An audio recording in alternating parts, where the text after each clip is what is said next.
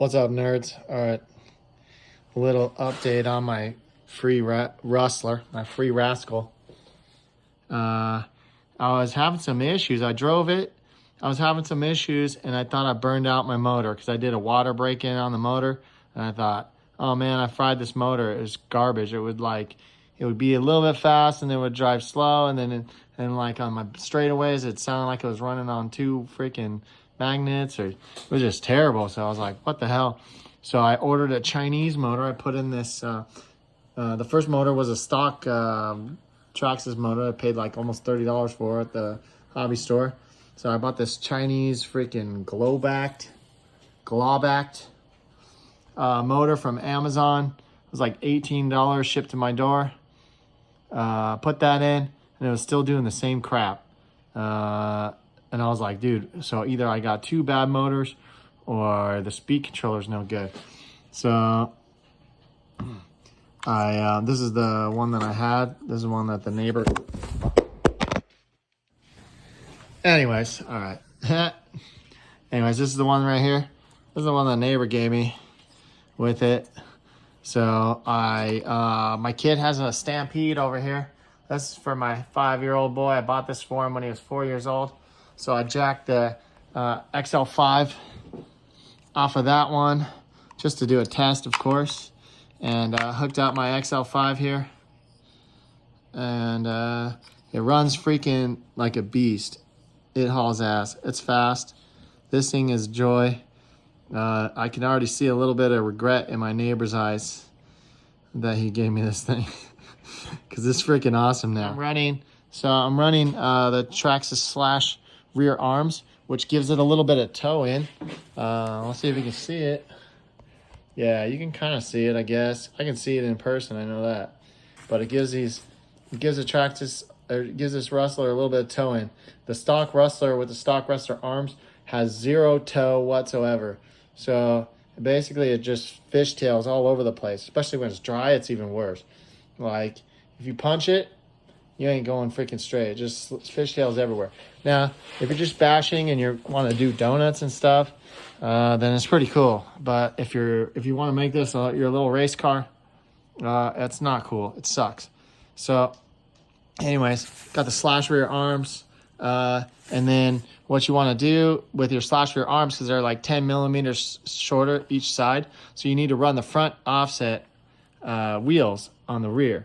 So while I was at the hobby store today, I picked up some Traxxas front offset tires. These are smaller. You can see they're smaller, so they fit like the 2.2 tires, standard stadium truck tires. I got 2 sets of them, so I can run them. So I have the Rustler, this one right here, the regular brush. And then I got my Rustler VXL that I actually had before this one. So I'm going to set up my Rustler VXL exactly the same way. So I picked up some another set of Traxxas / arms. And then I got these shorter turnbuckles, which should bolt right up. And then, yeah, should bolt right up. And then boom, boom, boom. Yeah, look, that's like perfect right there. So since they're shorter, you got to run the shorter turnbuckles. And then, so the guy didn't have any tires. He didn't have tires for these. It's like he only had like slicks because, like, I don't know, they run like a dirt oval or something over here. I don't know. And that's like most of the guys buy slicks. He didn't have any dirt tires. So he dug through. This guy's like an old school racer. He's been racing Traxxas for like probably since they started. He said Traxxas gave him like a TRX-1 back in the day. Anyways, so he gave me these. These are the exact correct offset. These are front offset tires with because that was his setup on his Rustler. So he's got the front offset tires with some dirt tires. He gave me those for free. And he gave me another set too. He gave me these right here. These are like some cool, like, these look like chrome wheels that would be on like a Suburban or something back in the 90s. But anyways, it needs a little glue, but whatever. He gave this to me for free. So free tires and wheels, 2 sets of free tire and wheels for the front. For the rear. Or you can use these for the front too. I'm gonna bust some front. I'm gonna bust some of these on the front too, I think. Just depends. on what, and then I had him order me some J Concept stuff, tires and wheels, so those should be coming. Yeah, this thing. Okay, so slash arms and these shorter turnbuckles. Part number is 36. So any of you Rustler guys, this part number is 3644. That's for the turnbuckles to run the shorter arms, and then the slash arms are 2555. Now you can get the 2555 that are like colored or update or HD, whatever, cold weather. I paid $11. You can get them for like 10, depending on, other places. This guy usually charges about $1 more than everybody else. I don't really care. He's my local hobby shop. He's there when I need him. Otherwise, I gotta wait like 3, 4, 5 days, whatever, however long for parts. These are $8. You can normally get these for like $7. So I don't know. I haven't seen anybody else mention this, and it's like a huge improvement, gigantic improvement. This thing is.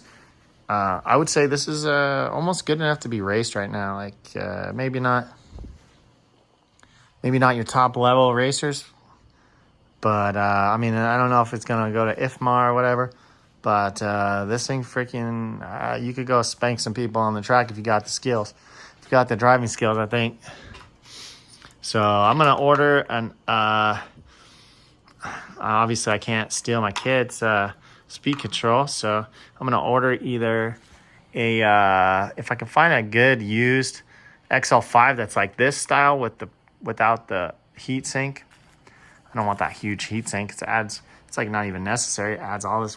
It adds extra weight, especially higher end weight. It's not even necessary. This one works fine. So I'm either gonna try to find one of these used, or I'm just gonna order the Hobby Wing. It just depends.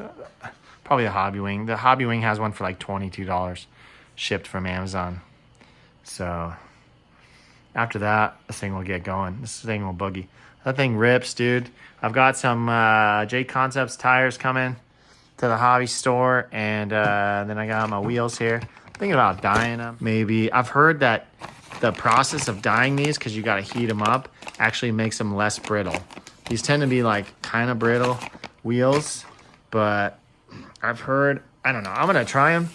Oh, that's another thing I forgot. So I'm having little stupid issues with this car. Things are breaking every time I drive it. Look at this crap. So this came out of the screw. This is the cheap shocks that have the screw built in, like as the ball. It's got the fucking ball of the shock, I think. Is that how this one works? Yeah, so some of these shocks just have like the little ball in the middle, and then you put a Allen screw through it. And this one has an actual Phillips that's part of the ball, and then that thing busted itself. I think it actually, oh yeah, fucking broke. So I'm pretty sure that I have spares. So my neighbor that gave me this Rustler also gave me some like a chassis, a basic empty chassis. That's how I got these arms to begin with. Is he gave me a slash chassis, and it has shocks on it.